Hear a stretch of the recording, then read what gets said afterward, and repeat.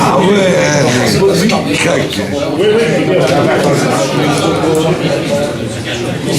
C'est des gros.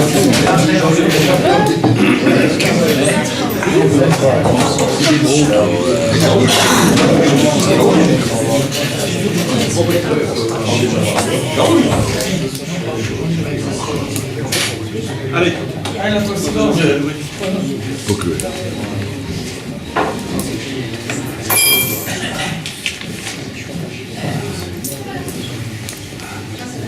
Bien voilà, je crois qu'on peut commencer. Bonsoir à tout le monde. Commencer, je vais présenter les meilleurs vœux du comité à tout le monde, beaucoup de poissons. Alors, personnellement, pendant 5 ans, nous avons travaillé. Je voudrais remercier le comité qui a travaillé pour arriver à ce que nous arrivons. Ceci en 5 ans. Je crois que c'est très bien, qu'on a bien avancé. Donc, en espérant que ça va continuer. Et remercier les personnes qui nous aident très souvent quand il y a du travail. Je passe la parole au vice-président.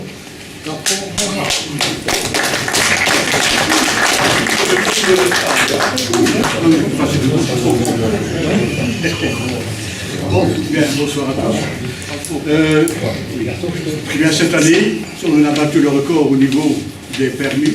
Nous en avons fait 156. Ouais. Rapport moral, dit-on. Il faut commencer par le président. Hein. Bon. Je vais remercier le président, après 5 ans, qu'il nous fait souffrir, mais enfin, bon, hein. C'est le président qui se donne à fond pour le club de pêche de Soumagne. Sans lui, où serions-nous? Ça, je n'en sais rien. Mon ami dit ici, nous serions quand même originaux, mais enfin, bon, à quel niveau, je n'en sais rien. Mais en tout cas, un grand merci, Jean-Paul, pour tout ce que tu fais. Merci, François.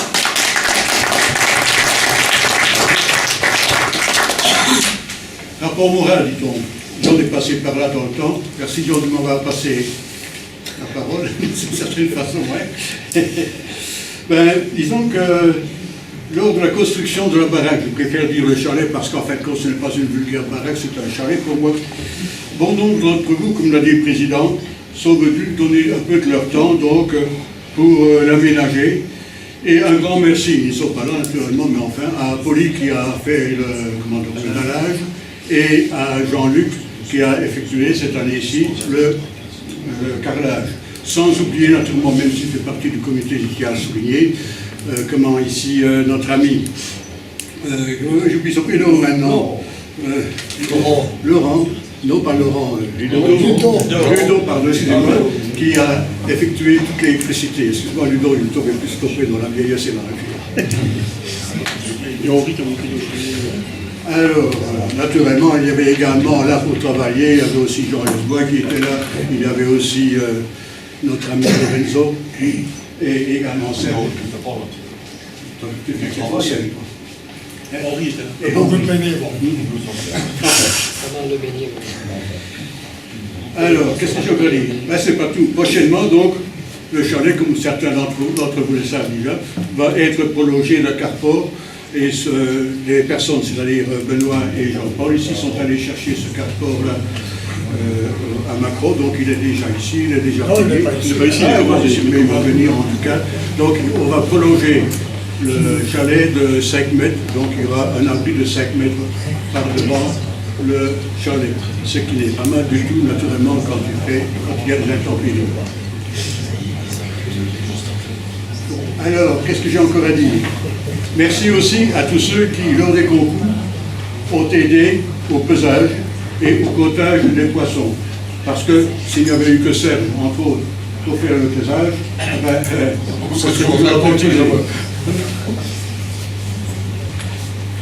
rapport moral, disons-nous. Il y a parfois des discussions au bord de l'étang. C'est ça nous chiffonne un petit peu, principalement lors des concours. Bon, si vous avez des mécontentements, si vous avez des choses à dire, s'il vous plaît, ne les dites pas entre vous. Parlez-en au comité, c'est le comité qui prend les décisions, donc c'est le comité qui vous dira ce qui va ou ce qui ne va pas. Alors, de cela, le comité se réserve le droit d'exclure tout élément perturbateur qui dérange les pêcheurs. Ça peut arriver qu'il y ait un gars qui vienne casser les pieds en bordure des temps. Eh bien, je regrette beaucoup, mais le comité prendra la décision de l'exclure pendant un certain temps tout au moins. Président. Exactement. Parce que pour le moment, l'ambiance est extra, l'ambiance est chouette. J'entends toujours parler avec le Serge et avec Jean Lesbois, qui sont deux des contrôleurs, et ils m'ont dit, bon, on n'a rien à dire, tout est parfait, tout est très bien cette année, et ce qui est chouette, c'est quand on se voit, on sait se dire bonjour, on sait parler un petit peu, et c'est formidable, et alors même certains, on passe par la buvette, parce que par le chalet, pardon, pour boire une petite bière, pour boire un café. Concernant le réempoisonnement, ça je laisserai la parole aux deux trésoriers, je ne sais pas qui va parler. Enfin bon, au niveau quantité, le réempoisonnement d'hiver, il y a eu 800 kg de brève, 350 kg de carassin et 100 kg de tange qui sont venus s'ajouter à ce que nous avions ajouté, nous avons aussi. Voilà, donc les permis seront en vente à partir de ce soir. Pour ceux qui ne gagneront pas, enfin évidemment il y en a quelqu'un qui va gagner. Donc avant l'entracte, n'oubliez pas de passer ici chercher une carte si vous voulez gagner un permis. C'est une carte par personne évidemment, c'est moyen de pas tricher. Et voilà. Donc moi c'était beaucoup de chiffres, mais je pense avoir tout dit, je n'ai rien oublié. Donc voilà, on a le fonds de caisse des concours aussi qui est dans les 200 € plus ou moins. Et j'ai tout dit. Suivant. On va parler des concours. On va un tout petit peu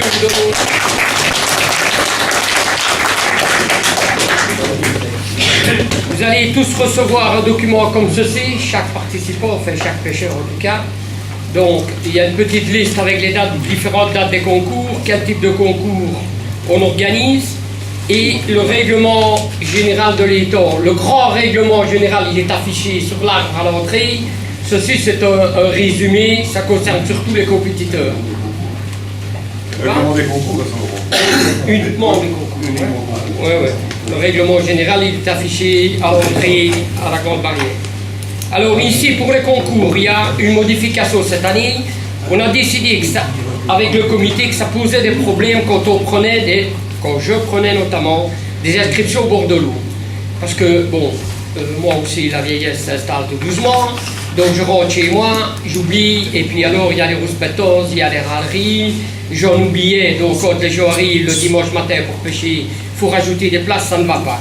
Alors moi j'ai décrété que je voulais bien continuer à inscrire les gens, mais uniquement par téléphone. Maintenant il y a une adresse mail sur le site, celui qui va m'envoyer un mail, ben, je lui répondrai, j'accuse la réception du mail, et je lui dis, bon ben voilà, t'es inscrit, et même par téléphone, il y en a plusieurs à qui je viens de le faire. J'ai répondu qu'ils étaient bien inscrits. Ça va? Maintenant, pour le premier concours du 4 mars, les inscriptions sont complètes.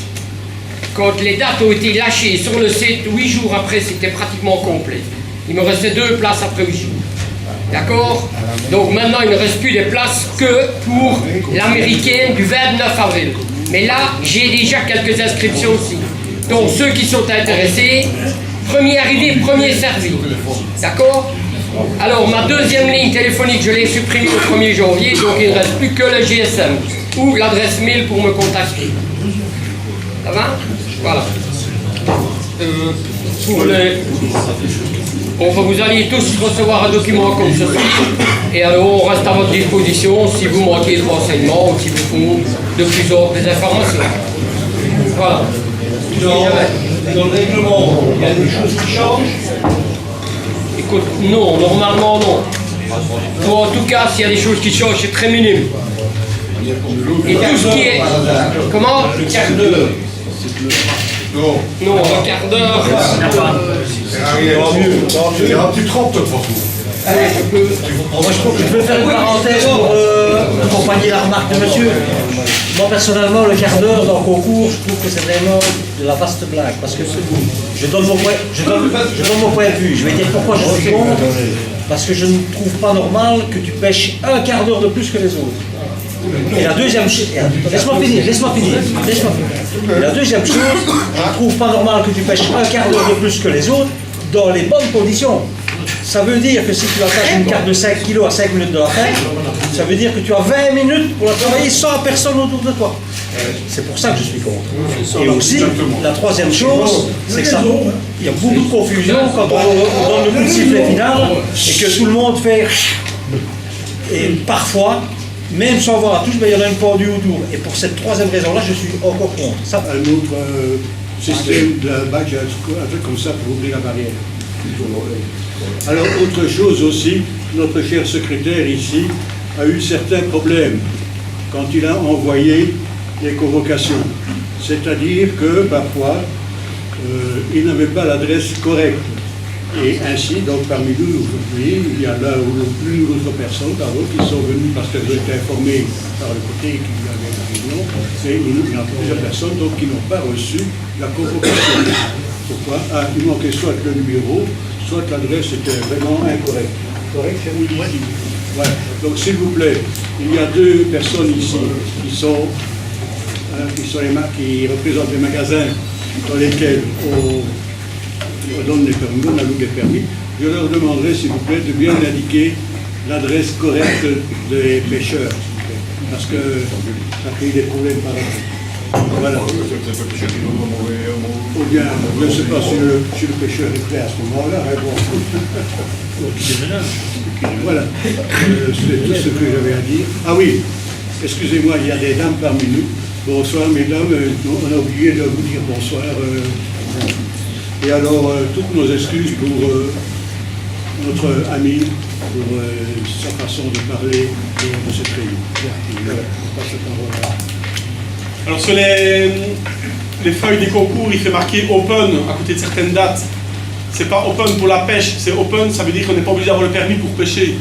Donc c'est pas une pêche open où on peut pêcher à l'anglaise ou tout ce qu'on veut. C'est ouvert à tous. Donc le règlement, c'est ouvert à tous, c'est tout. Oui, c'est pas open. On préfère le redire parce que... Alors, enfin, on va un peu rentrer dans l'hiver en même temps. Il y a eu beaucoup de polémiques encore sur la pêche au pain cette année. Donc, les appâts flottants sont interdits.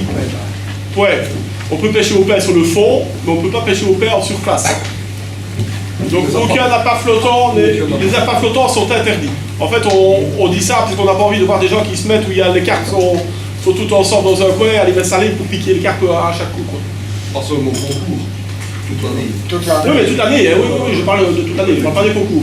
Et en concours, le pain est autorisé s'il n'est pas flottant ou pas? Oui. Sur le fond. Non, photo. Donc on n'a pas de surface. Le fond. Voilà. On dit flottant en surface, comme Serge vient de le préciser. Mais il y a d'autres façons de pêcher aussi, c'est avec le plot sur le fond et le bas-de-ligne décollé qui est sorti là. Oui, mais il y a toujours un tricher, mais est-ce qu'on ne veut pas savoir un pain qui se balade, un flottant qui se balance? Moi, normalement, il est flottant, tu ne peux pas. Voilà, pas flottant. C'est tout ça, il faut préciser, parce que pas des fois, on prend des cartes comme ça. Tout à pas de surface est interdit. oui. Donc maintenant, la petite barrière doit obligatoirement rester ouverte, justement pour les gens qui n'ont pas de carte. Donc, prière de ne pas la fermer. Moi aussi, ça fait 65 ans. Ben voilà, donc moi j'ai connu les étangs ici depuis très longtemps, pêché dans les deux étangs d'ailleurs, et ici le nombre de permis augmentant, pourquoi est-ce qu'on ne fait pas une petite, un peu délester l'étang du bas au profit des étangs du haut, notamment pour délester un peu, ou mettre un peu des poissons un peu plus gros pour les carpistes, ou même organiser des concours, parce que les concours, comme Laurent a expliqué tantôt, on est limité à 24 pêcheurs, parfois il se trompe, on est 27 ou 28, et c'est une catastrophe. Alors que si on faisait quelques activités dans l'étang du haut, on pourrait prendre tout de suite certainement une quinzaine de pêcheurs en plus. C'est une très bonne situation. On en est tout à fait conscient et on en a parlé, on a dit qu'on allait on va en poissonner en haut. Parce que le deuxième d'hiver, je m'aperçois que toutes les activités que vous organisez sont toujours full et ont un très grand succès, sauf le dernier qui était le challenge d'hiver. C'était une première, c'est vrai, donc chapeau pour l'organisation, chapeau pour la démarche d'avoir remis des poissons adaptés à la compétition qui allait avoir lieu. Seulement, le petit dommage, c'est qu'il n'y avait que 12 équipes. Pourquoi est-ce qu'il n'y avait que 12 équipes? Parce que le jour de la dernière manche, ou la deuxième manche, je ne sais plus, il y avait 4 activités dans la région le même dimanche. Donc peut-être qu'il y a peut-être moyen, uniquement en hiver, je parle bien, parce que pendant la saison c'est pas possible. Donc maintenant, en décembre, il y a quand même beaucoup d'états qui font moins d'organisation. Peut-être un peu se consulter, communiquer, ou se renseigner pour voir, juste pour essayer qu'il y ait plus d'équipes au changement d'hiver. C'est la seule. Il y a une chose aussi, il a été annoncé à cause pour l'année prochaine. Et je pense que l'année prochaine, les inscriptions vont être complètes. Au fil des mois d'hiver, les concours que vous faites, il y a toujours. On ne s'est jamais contenté tout le monde à 100%, mais je crois que c'est un succès chaque fois, parce qu'on prend des poissons. On prend des poissons variés, on prend des poissons de façon variée. Et il y a plusieurs organisations variées aussi, des américaines, des individuelles, des vendredis, des samedis, on a vraiment tout le monde.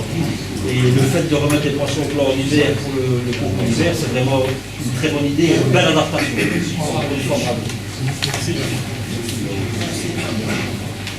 Au suivant. Suivant, je vais vous au fond alors. En fait, l'eau qui descendait de l'étang d'au-dessus était parfaitement transparente.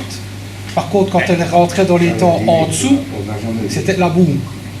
Moi, j'ai vraiment l'impression qu'entre les deux, pour l'instant, il y a une bonne partie de la terre qui est en train de partir avec, je ne sais pas quoi, il y a des infiltrations dans le sol et que l'eau, je vais dire, ne passe pas tout à fait par le canal prévu, quoi. Parce que celle d'au-dessus était vraiment transparente et celle d'en dessous, elle était chocolat, quoi. Donc ce qui rentrait dans l'étang. Donc j'ai vraiment l'impression qu'il va y avoir un problème avec le terrain. D'ailleurs, quand on marche, qu'on remonte maintenant, c'est la flotte, hein. Oh, bien sûr. Tout le terrain gauche. Oui, mais j'ai peur que je vais dire un de ces jours, ça se creuse, quoi, là. Entre l'étang d'au-dessus et l'étang d'en-dessous. D'ailleurs, en été, quand on regarde la cascade fonctionne, il n'y a rien qui rentre dans l'étang, hein. Ça rentre, mais pas par le conduit normal. Donc, quelque part, ça se perd là dans le sol.